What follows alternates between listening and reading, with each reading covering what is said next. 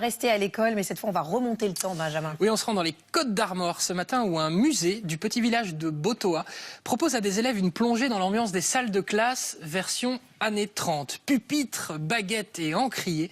C'est vrai que l'ambiance a bien changé dans les salles de classe. Regardez à quoi ça ressemble grâce à Mathieu Abasque.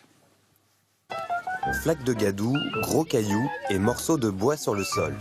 Un siècle après leurs arrière-grands-parents, ces élèves de primaire empruntent le même chemin escarpé pour se rendre à l'école. Un trajet de plusieurs kilomètres. C'est un peu embêtant de marcher. Je préfère quand on est en voiture. Ah, j'ai soif.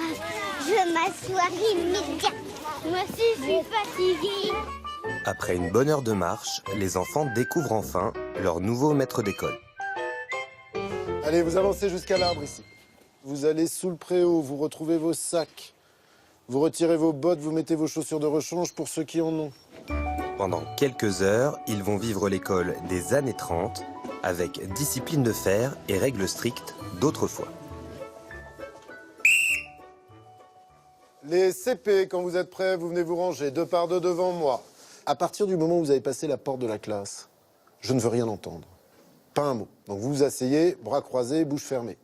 Et le but, voilà, c'est de montrer qu'est-ce que ça pouvait être une ambiance de classe dans les années 30. C'est plus leur donner des sensations et qu'ils puissent ensuite, après, aller voir leurs grands-parents, aller voir les grands-parents et qu'ils puissent en discuter et qu'il y ait un échange qui se crée vis-à-vis de ça, quoi. CP, tu te mets tout devant, là. Dépêche-toi, retire les doigts de ta bouche. On se tient bien droit, les épaules en arrière, la tête bien dressée sur le cou. Une matinée d'école à l'époque de vos grands-parents, de vos arrière-grands-parents, commençait toujours par une leçon de morale.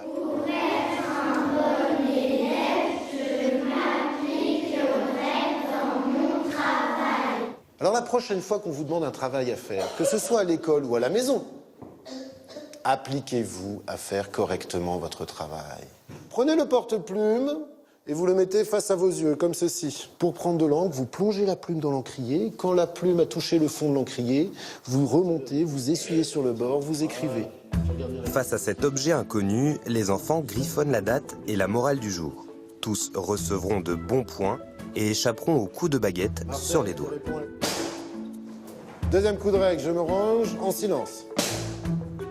Une expérience immersive à visée pédagogique, totalement surprenante pour les enfants. La règle. Non, justement, ça me faisait peur.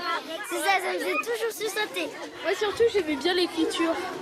Mais ouais, il était bien avec les stylos. Ouais, J'avais déjà écrit avec ça. Moi aussi. Du coup, je savais comment on utilisait. Et voilà. Après la sévérité du maître d'école, place au réconfort relatif du déjeuner, soupe au pain avec morceaux de légumes. La soupe, c'est ça? Un menu austère qui ne refroidit pas les 6000 écoliers qui viennent chaque année user leur fond de culotte sur les bancs de cette école.